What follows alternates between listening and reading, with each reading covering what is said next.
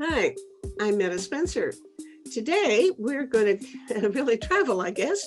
We're going to, by way of Spain, we're going to South India to meet two people who are experts on civil society in India. And this is a wonderful team. My friend Jill Carr Harris, I've known for a while, and she all the time, it's been her wonderful husband in the background.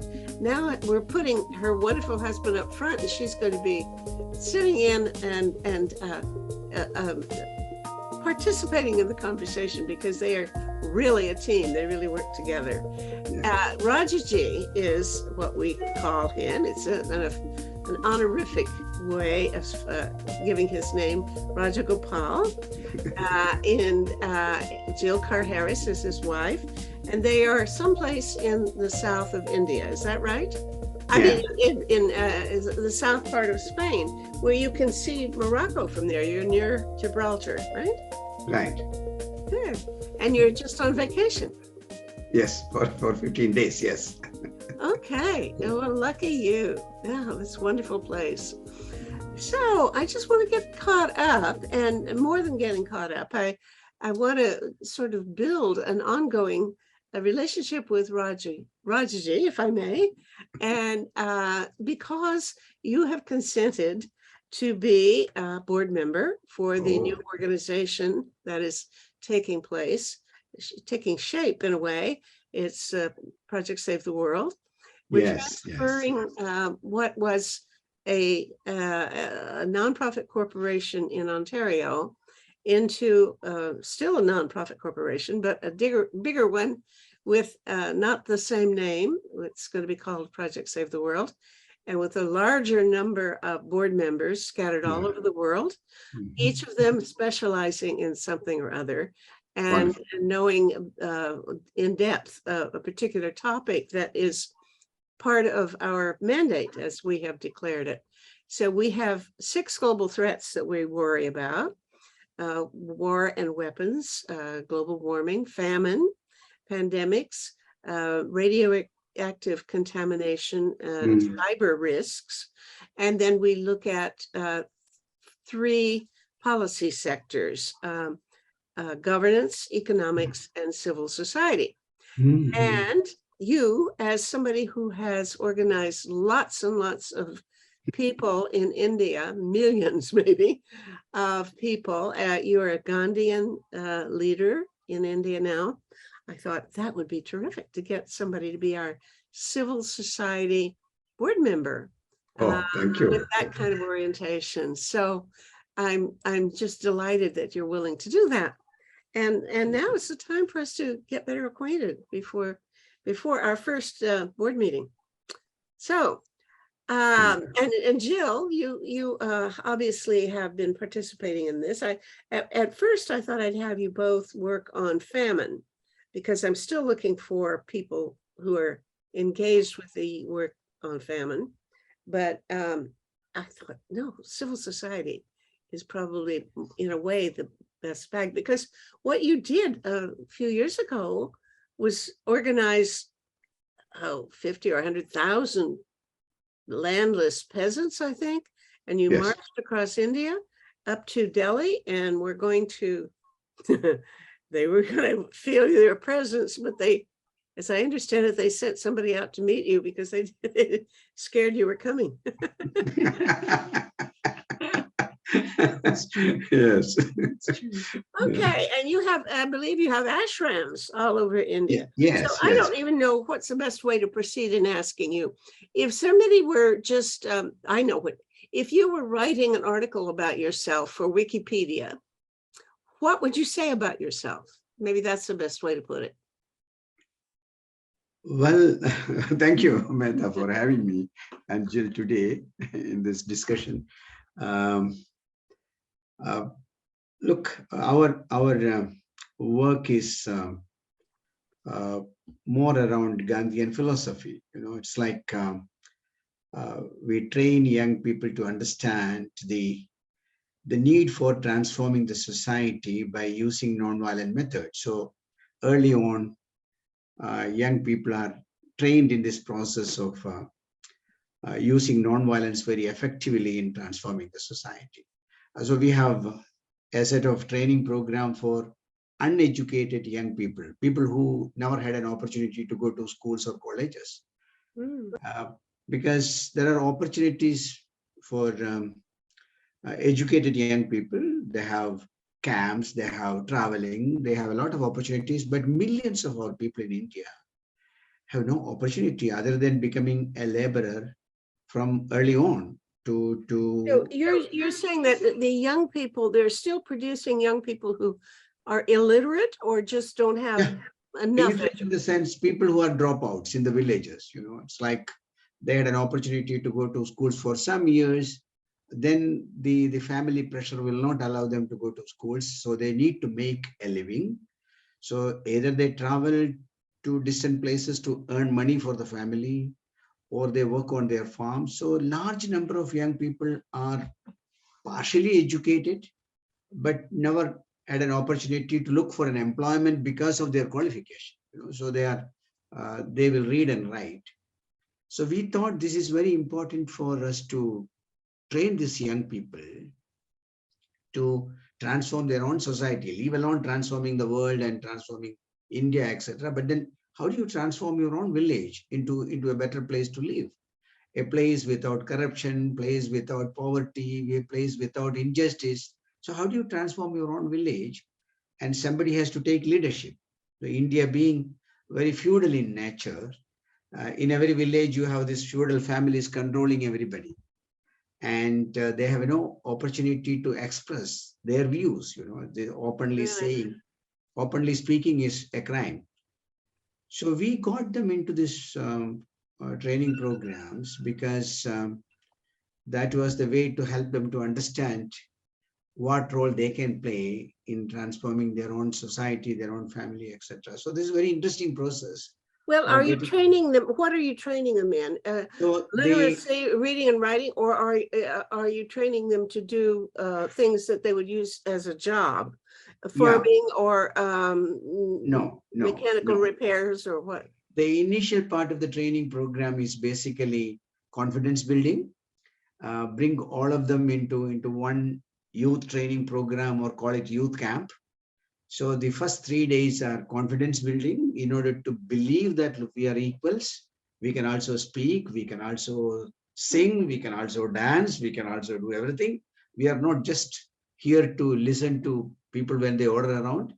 So this change this attitude that we are equals, and the this itself takes time to make people believe that we are all equals and we can stand up and speak as equals. And that takes substantial time in the training program, because they all come telling that, okay, here is a person who is going to give us training and we are all small people and this person is a big guy. So changing that attitude to a fun atmosphere of learning together takes some time. Then the next part is basically analyzing why poverty, and poverty in generally there is this belief system that poverty is God made. You are born poor, you will die poor, probably in the next life you have an opportunity. Two, poverty is man-made. This unequal distribution, injustice around you, you can change it if you want. And this is something new for this young people to understand. These are men made and men can change it, or women can change it. So that is a new message, and you should see their eyes. Towards the end of this second part, they all start believing I can change my situation. And the third part is basically introducing them to institutions to say, look, there are 20 to 30 institutions. They're all created in order to help you. This can be a department for land. This can be a department called police. This can be a department for education. This can be a department for giving you water. And all these departments are completely corrupt and you don't get anything. I'm sorry, these departments already exist and are run by the government or by, yeah, but they're corrupt.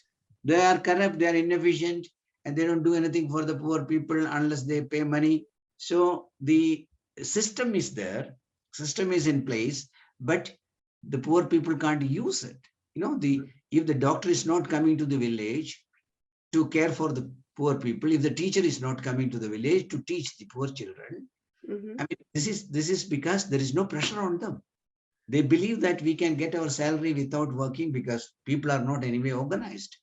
So this understanding of visiting these institutions and coming back and saying, look, if they're all sitting there in our name, taking salary, making a life, and we are left without any support, and which is a big education for people to understand this history. Accountability. That's the Accountability, word, my accountability. current favorite word in the world. Yeah, accountability, Because I making these feel it's people not just accountable. in India, it's also global, that Yeah, we have all absolutely. kinds of institutions in which there are people who are supposed to be doing wonderful things, but if they don't, nothing happens. And so Nothing they happens. Yeah, don't, yeah.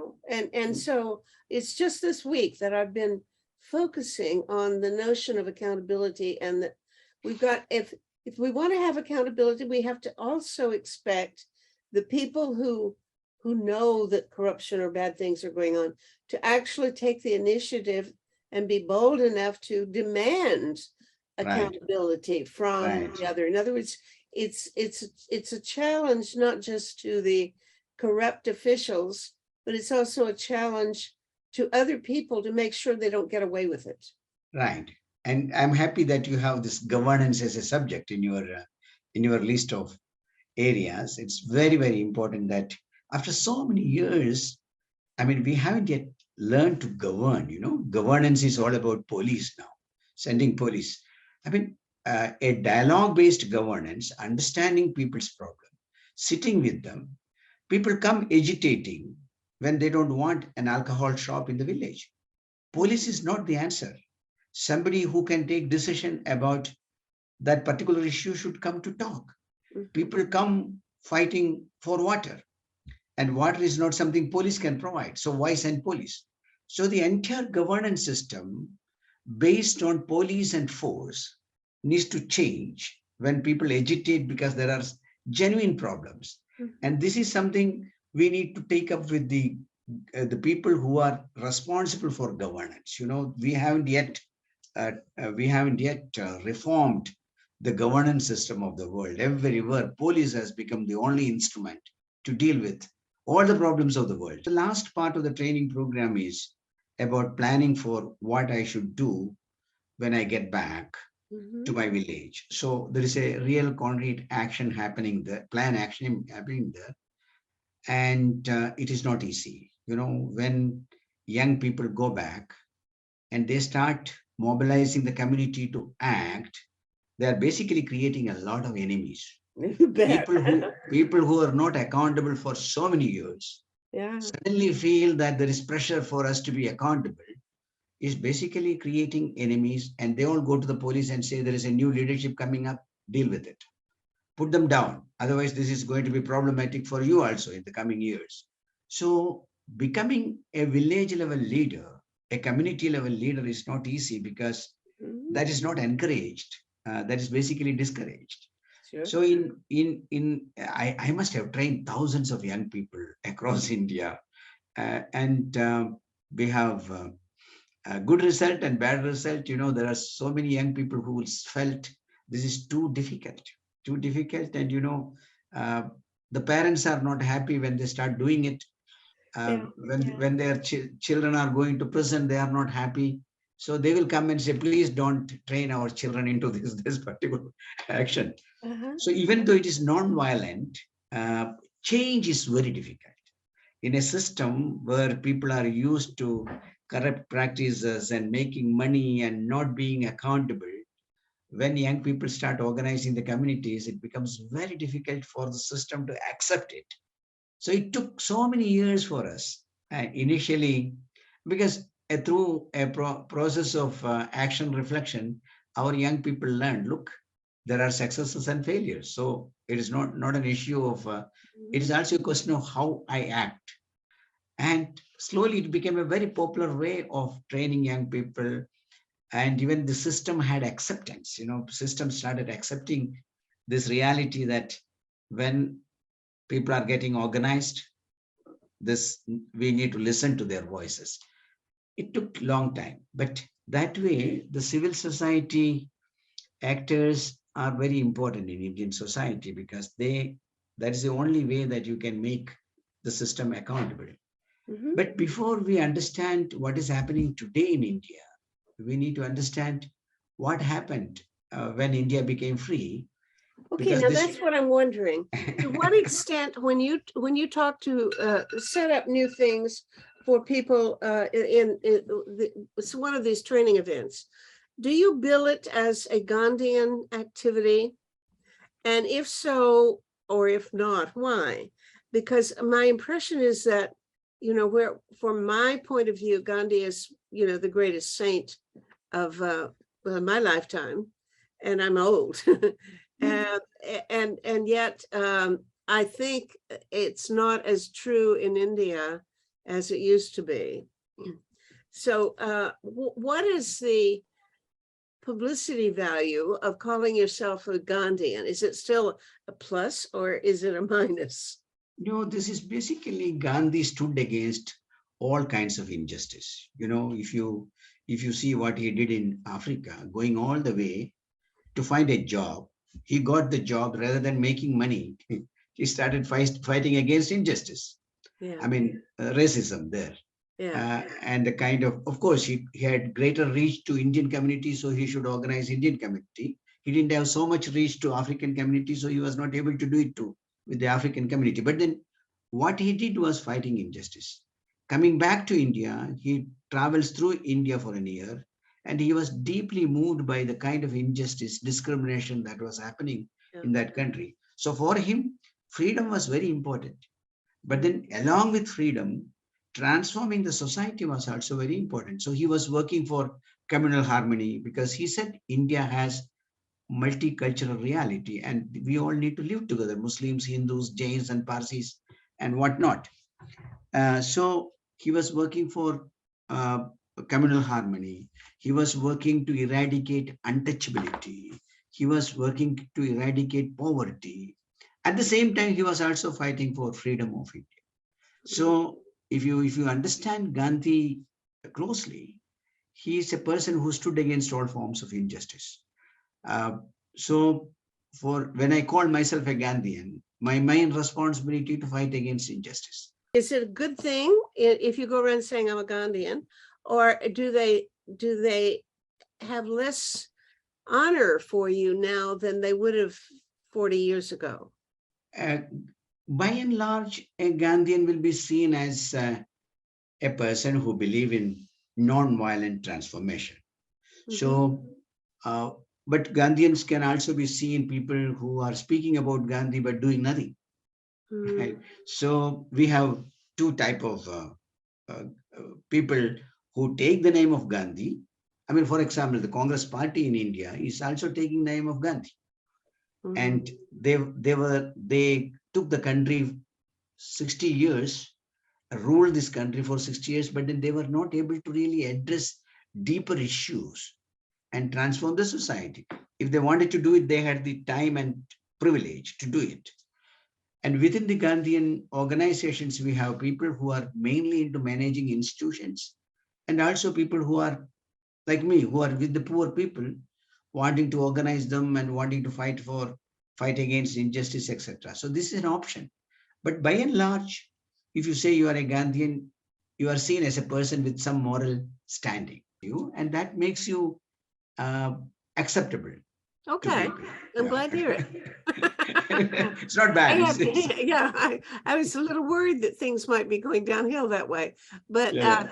can I ask about Jill? What is your role in this whole operation? Do you have a division of labor between you where you do certain things and Rajaji does other things? What I started to do 21 years ago was to help with the women's wing of Ekta Parishad, because what we recognized is there was a huge number of women at the base of Ekta Parishad who were meeting and doing some of these changes within the villages, but the leaders were mostly men. And we wanted to build up women's decision-making power and give them a sense that this was their movement and they could build this movement. And so for many, many years, I kept my finger on that activity. Now where we are is there's a group of women leaders that have grown up in Ekteperishad, which is good, in spite of all the difficulties of being in a highly patriarchal society. But now we're focused on the next generation of women. So those young ones between 18 and 30 that can read and write, from tribal areas or who are from poor, marginalized backgrounds, who can become leaders. I think a good example of what I mean by grassroots leaders is in 2016, we had this huge meeting. I think you probably were invited but couldn't come. We had 50 women from all over the world, from Palestine, from Brazil, from Canada. Lynn was there. Lynn Adamson came from Canada, among others. Who? Lynn Adamson Lynn came, Adamson, and a number of others. So they all came to India, 50 of them, handpicked, and they were all seen as peace leaders, you know, people who had done something. And we put them into conversation with 50 grassroots women leaders who, by virtue of being a low caste background or indigenous background, had been able to galvanize the community of their villages or their region in spite of being a woman and a disadvantaged group. And we picked them out of 600. Now we got 600 applications. We picked 50 of them, what we perceived as very unique individuals. So this 50 grassroots women sat with this 50 international women from all over the world. And it was a fabulous dialogue because you could see suddenly that the women who had come internationally had all felt that they were from middle-class background, or at least new power holders. You know, they had some access to power in their society and they were trying to make peace. Whereas the women they were talking with were people who virtually had no power, no contact, no access to power holders. And they suddenly realized that's much more difficult than what we do, you know. And they began to shine the light, I would say, give commendations, awards to these 50 women from the grassroots, because it's so hard, you know, to come up in a highly feudal society from a distance. When I was at Harvard, there were so many people. I was in an India lunch group. We got together and always had lunch together. People who were studying India, and most of them were Indians, you know. So I was doing a PhD on university student politics in India at the time. But anyway, the point was that we all agreed that the women who were, I think, upper middle class Indian women had a degree of confidence and assertiveness and dignity that surpassed anything American women could possibly put together at the time. We were always so impressed with Indian women. Of course, we were not talking about village women. We were talking about meeting women who had taken a role in it. And one of the conversations that we went on for years was, how can we explain this? Why is it that these Indian women are so impressive? And we came up with a theory that it was because during the independence movement, the men all went to jail and the women had to take over. And so the women did a good job of running things and they got used to it and were pretty good at running things.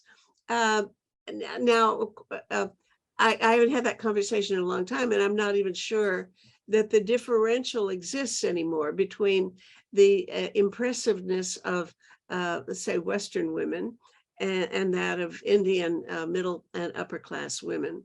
But is it still true?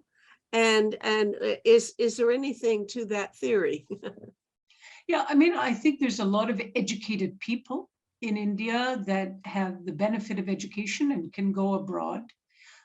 They're usually highly educated and they come from an elite maybe not an elite class, but elite in terms of their education. Yeah. And therefore, they're the best that India offers in terms of representing the elite educational group.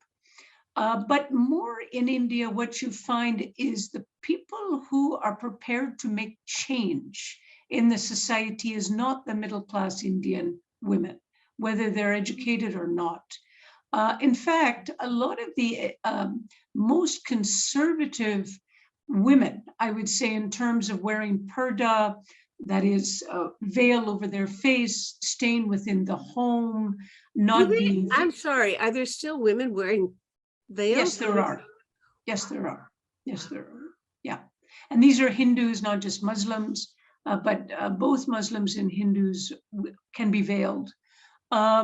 So the problem is they tend to be the middle class women, the veiled ones. The ones who are poor can't afford to follow that ritual because both parties need to work. Women need to work in the fields, men need to work out in the fields or outside the village. So what you find is the more dynamic, if you can give them an articulation, a way to speak, what you find is they're the change makers, they're the most dynamic class of people. And that's precisely why it's so exciting to work at the grassroots and to see change from the grassroots in India, because there is this dynamism. Of course, women in villages want to have exposure. They usually are contained in the village. So they have a lot of desire to see things. So you give them a voice, which takes time now for them to practice having their own voice, having their own sense of persona. But once you do, boom, you've got great potential there. And I think that's where we have put our focus, not on middle class, although there's many educated urban women who are also incredible. I don't want to, but I just want to make the point that our focus has been the poorer and more, the ones that have a lot more energy for change. How do the men feel? The poorer men, is there a resistance, or is there a kind of a thing of go back to the kitchen and shut up? Or are these men ready to change that way? Yeah, initially there was some resistance, Mehta. I mean, they were not used to it. You know, when young girls came for our training programs, people will make comments about where are you going and why are you going and why are you sitting behind the bicycle of a man, you know. So these are the kind of comments. But soon our girls were able to speak back and say, look, I mean, this is our training program. We know what we are doing. And we want to change our village. So this confidence among girls of that age and also women, and they went back and did very well. I mean, in terms of mobilization, community mobilization, they were the best. And if you go to any village with me, you will find there are more women sitting around and talking and articulating and fighting than men do, because men unfortunately are also into alcohol, you know. So, among the Really? poor. No kidding. I haven't Among, heard that before. I thought India was pretty abstemious as far as alcohol goes. I remember bhang, which is a different matter. But well, Gandhi said, if I become a dictator for a second, the only thing I will do is to close down all the alcohol shops in India without paying any compensation, because he knew early on that this is a problem, that in villages, the economy is in such a bad shape because much of what you earn is going into alcohol. And that is the reason why women are also suffering. Children are not able to go to school, etc. Alcohol remains still a huge reason for, a big reason for our poverty. That is so interesting to me, because absolutely unfamiliar. I haven't ever heard anybody say that. What kind of alcohol do they drink? You don't make wine. No. I don't When I traveled in India, I don't remember ever even drinking beer. Yeah. But So maybe I did. yeah, you have licensed shops where you can take. Every hotel, every restaurant will not sell alcohol. That is not allowed. And for that you need a special license, and you will call it bar, BAR, right? In cities. But in the villages, there are alcohol shops run by the government with government support, and that is the major revenue of India. See, Indian government is being run by one way exploiting the poor people, taking 50% of their earning uh, by selling alcohol, and that money is again used for governing the country. So What is it they Gandhi drink? always said, What kind of alcoholic beverage do they drink? this is of course factory made, and you can make alcohol out of paddy. You can make alcohol out of the products from forest, which we call mawa. And there are many varieties of alcohol. You can produce alcohol out of cashew nut fruit. So there are varieties of alcohols that are available, and there are also factories that are producing alcohol. These are all country-made liquor. These are all country-made liquor, and it is in the market everywhere. And legal, illegal, both. Sometime even in states where alcohol is prohibited, we have two states in India, Gujarat and Bihar, where alcohol is prohibited. And for selling and buying alcohol, you can be punished. But alcohol is still available in a big way. If you can use your mobile and ask for alcohol, it is coming to your doorstep. Oh, I didn't know that. Now, how about, I mean, there's still a lot of Muslims in India, and they don't drink alcohol, do they? Or you're telling me things I didn't know. Not everyone drink alcohol, but then the poor people, by and large, are addicted to alcohol. Really? And men, and major part of their resources goes into that. And women are agitating. In fact, when prohibition, the preventing alcohol happened in a state called Andhra Pradesh, and that was because of huge struggle by women to stop alcohol. And when a particular party said, if we come to power, we will stop alcohol and close down all the alcohol shop, they were brought to power. And this was basically the women's work. When? In every state where you go, you will find large number of women agitating on this issue, that alcohol should be banned, alcohol shop should be closed. So when did Andhra Pradesh ban it? This was back 20 years. 20 years ago. 20 years ago, but then they had to reopen it again, because that is the only way that you make a lot of revenue. See, the very reason why government is running these shops are to make more money, so that you can pay the salary of all your workers, all your staff, all your bureaucrat, and in the name of governance. And it's very funny that you govern poor people by exploiting them, and then governing what? I mean, not providing them what is rightfully theirs. So this governance system need to be questioned, because it is not run with any understanding. It's only governance in the sense every bureaucrat will get salary. So what? What are they doing? What are they providing? How are they accountable to the poor people of the country? So governance is understood minus people. It's like a system that the government will run, and everybody will be paid, and every officer will enjoy a life, but they are not accountable to the poor people in terms of delivery of justice. That is a huge problem. So the middle class people are not going to be the change makers unless you have a mass uprising from the bottom. And I was hoping that is going to happen after COVID, because during COVID, we could see how much poverty is there. Millions of people going away from cities to villages, being humiliated, not having trains to go, walking thousands of kilometers, taking their children on their shoulder.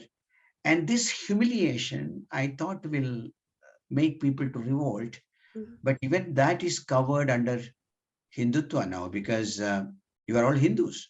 We need to suffer because the world is being controlled by the Muslims and Christians. And Okay. this is the only country where you have what you call Hindus, the only country of Hindus. Mhm. So it's like a group of tribals, it's like we need to hold together.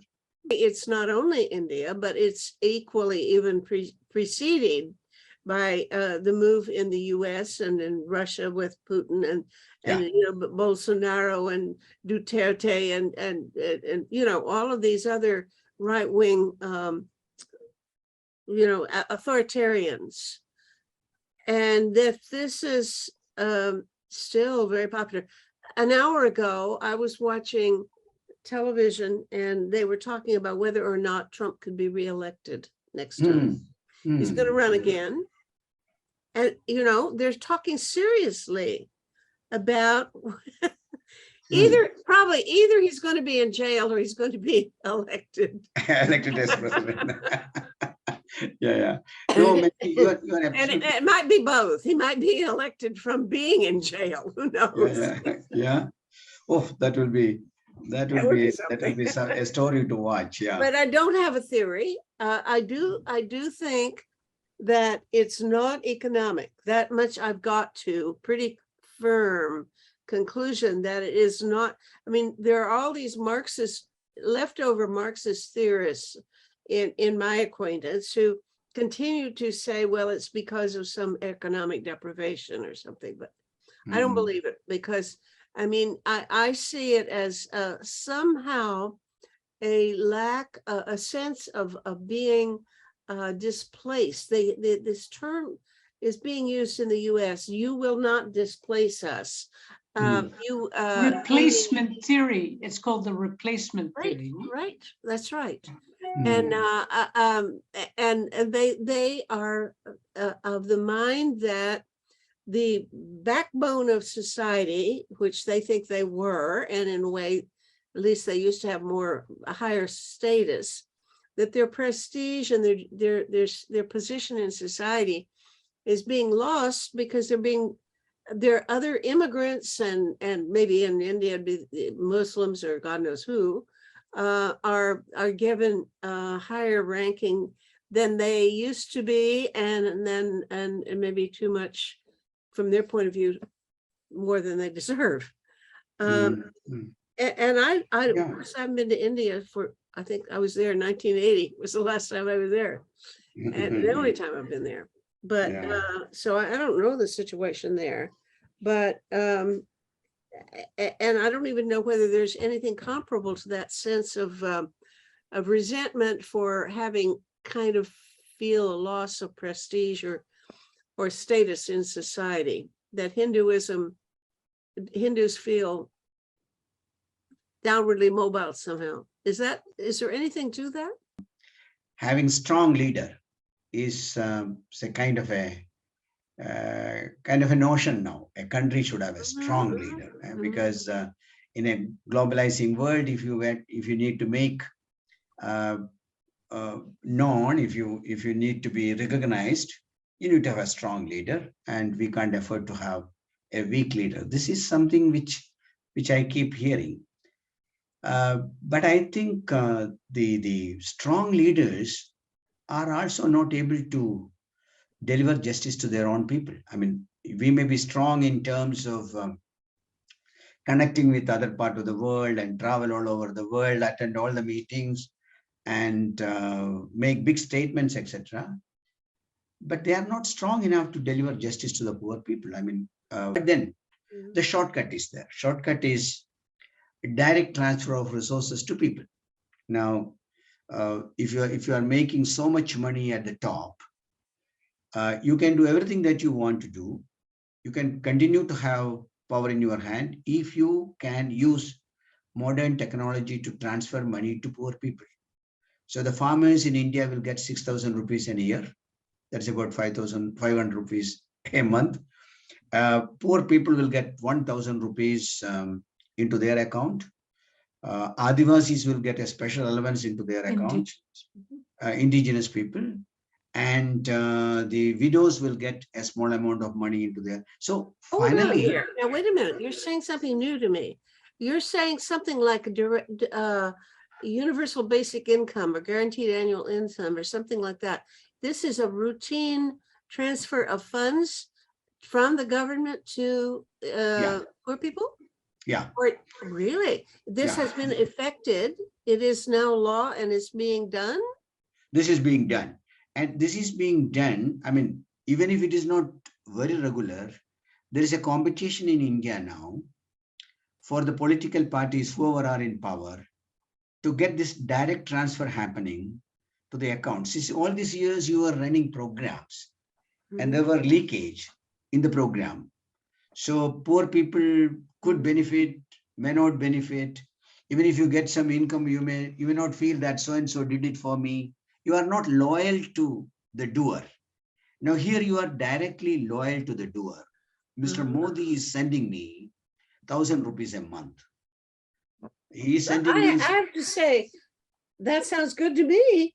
I Yeah. have to say, it sure sounds like this kind of thing that we've been, I mean, some of us anyway, have been advocating for quite a while, even here. I mean, getting rid of all of these other social service activities, you can get rid of a lot by just plain giving people money instead of trying to tell them how to run their lives. Right.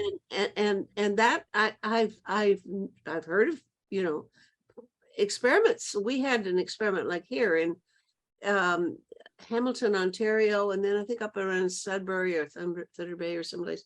They were doing that in the last government, but then when Rob Ford came in, he cut it off.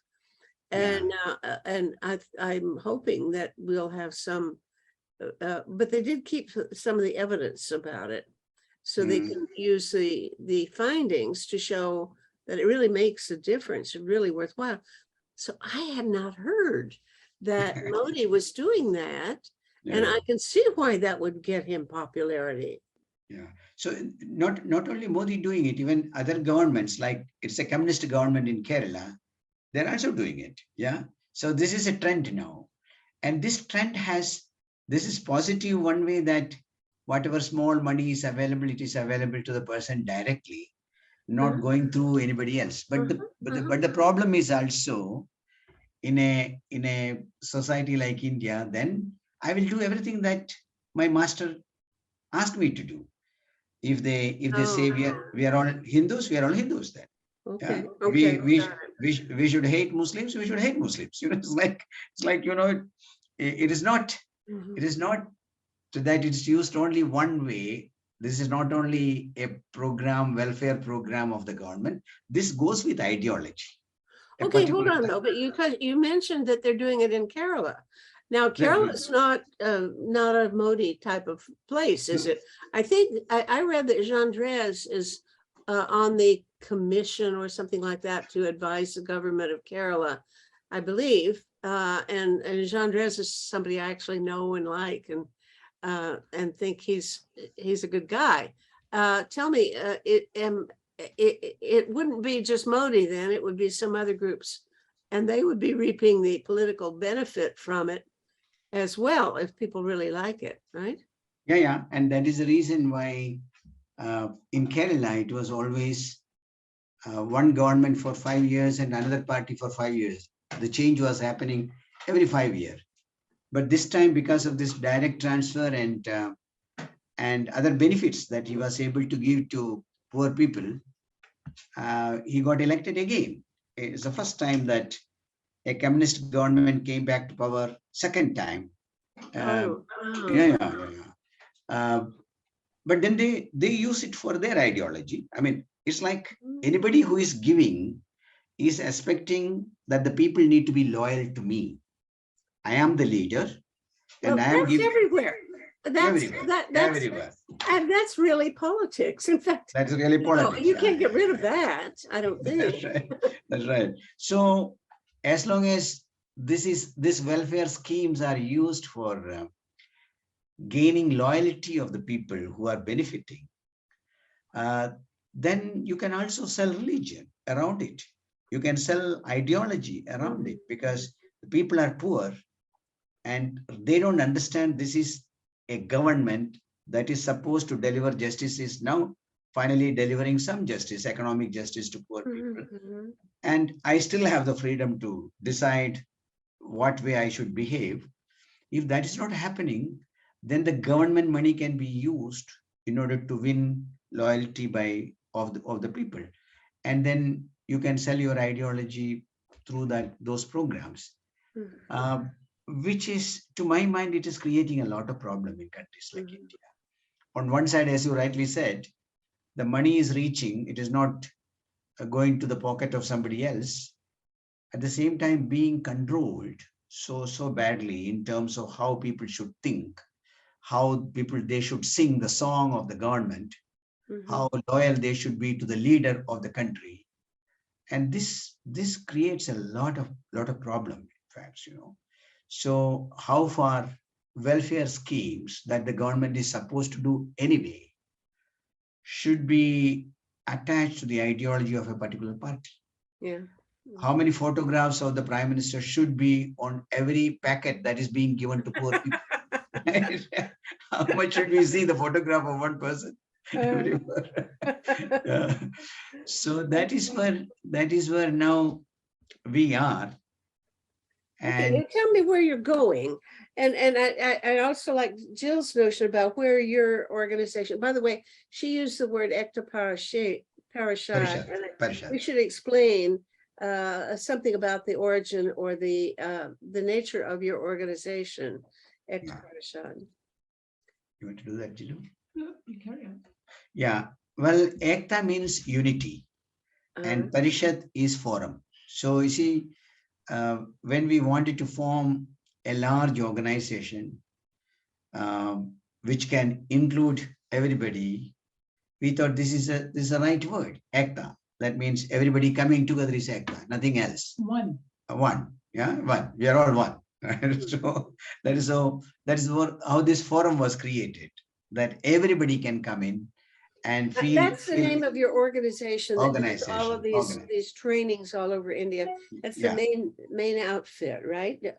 main outfit. Yeah, Uh-huh, and uh-huh. this is the outfit organizing these large programs of 25,000 people walking to Delhi, or 100,000 people walking to Delhi, and finally getting some agreement signed by the government, etc.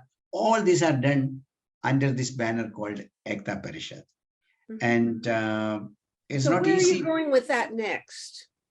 What are your goals as an organization?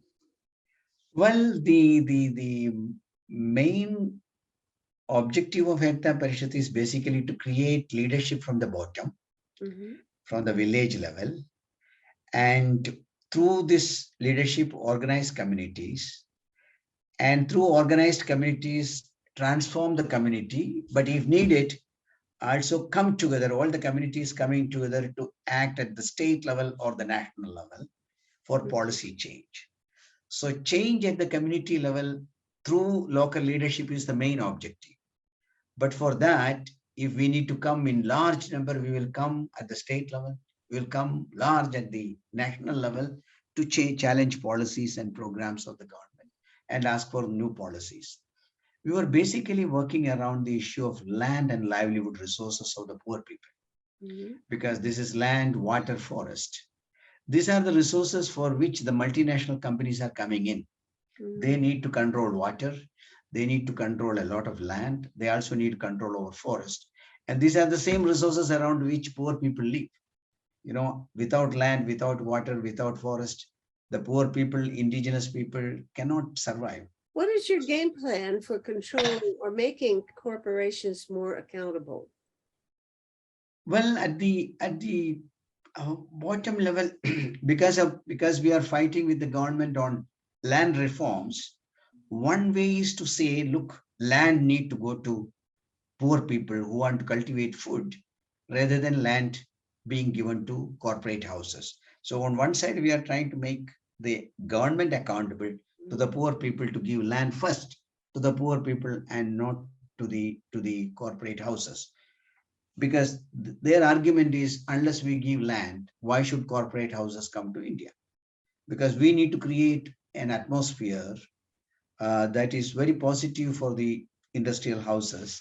And they're asking for land, they're asking for water, they're asking for electricity, and we should provide these things to them, even at the cost of not giving it to the poor people. And so that is where the conflict between Ekta Parishad and government, where the land and livelihood resources to go should go first.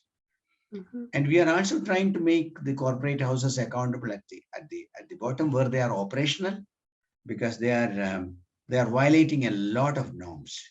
You know, in 2012, when we had 100,000 people walking to Delhi, in 2013, we were able to get a new law passed called Land Acquisition Rehabilitation Resettlement Act.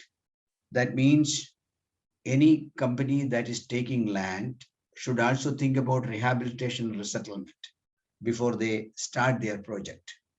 But this is being violated in a big way. So we also try to fight these companies to make them accountable in terms of some of the important clauses in the act, like rehabilitation should be done. Rehabilitation is not only of the farmer, but also the farm dependent community. Good land should not be taken for industrial purposes. That should be left for agriculture. And if you don't use the land within 5 years, give it back to the farmer because you don't really need it. You are holding on to land because you want to sell it for a higher price. So there are very interesting clauses in the 2013 Land Acquisition Rehabilitation Resettlement Act. So we use that act very powerfully to fight the industrial houses at the bottom, but we continue to fight against the state because they don't have very progressive land reforms policies. You know, they are creating land banks because they think land should be kept in a way that the industrial houses can come and take it whenever they want. Yeah. Okay. And I want to ask Jill about what you see as your own immediate goal. You're working still mainly with women. How does your work with women connect with this campaign to change national policies? One of the main things with women is to have land in their name. Because as you know, when a woman is married, she goes into her husband's home. So without land rights, there's a tremendous sense of insecurity of her existence, because if the family doesn't like her or she's not, subservient to their ways, she may be dislodged, which is also insecure if you have a family. So this idea of women having land rights has been very important. And gradually over the time that Ekta Parishad has existed, more and more women have been joining, because women-headed households on the farm are more and more common as men out-migrate. So women as farmers has become extremely important. But to transit a little further than that, one of the things that we've seen as important is to build up women's economy beyond just subsistence to a livelihood and enterprise level, which is one of the reasons we're building right now this network of nonviolent economy in South India, so that women can be their marketing, their livelihoods can be to some extent enabled by a network, because people are supporting that, and they're not being just, now there's a very popular thing called farmer producer organizations in India. They can be women farmers, women agro-processors, but their government is directly trying to link them to the market. This is very insecure. So having aggregation, group aggregation, gives women more protection for their own development. So this is something that we're working very hard on. Wow, you are really both doing such marvelous things. It is, I'm so pleased. May I be on your team? Yeah, of course. Of course. Wonderful. It's been just lovely to get so in touch and to get a sense of what you're doing. So enjoy your vacation in Spain, and then go home and get back to work. Yeah, Get in that's touch with right. me. Yeah. I'm very Thank you. happy to be, very happy to be part of your team. Meta. Wonderful. Thank you so much. Appreciate it. Thank- Bye. Bye for now. Project Save the World produces one of these shows 3 days a week and sometimes more. This is episode number 477. You can watch them or listen to them as audio podcasts on our website, tosavetheworld.ca. Eventually, we even post transcripts there. And when you get there, look around. We have conversations there all the time about 6 global issues, plus potential reforms in governance, economics, and civil society. To find a particular talk show, enter its title or episode number in the search bar, or the name of one of the guest speakers. After you've watched or listened, scroll down and share your thoughts about the show. Project Save the World also produces a quarterly online publication, Peace Magazine. You can buy a single copy or subscribe for $20 Canadian per year through Pressreader. Just go to pressreader.com on your browser, and in the search bar, enter the word peace. You'll see the cover of the current issue and buttons to click to subscribe.